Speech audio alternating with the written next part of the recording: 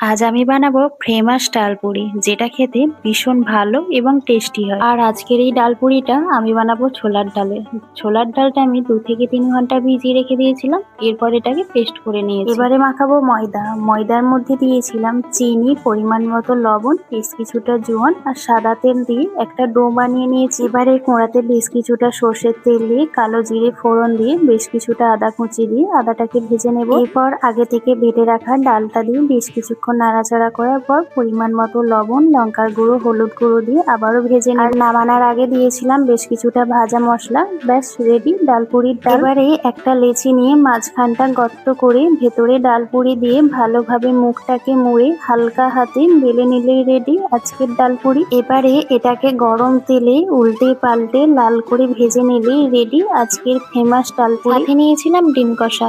আর আজকের এই রেসিপিটা কেমন লাগলো অবশ্যই জানিও। তো চলো আজকের মতো সবাইকে টাটা।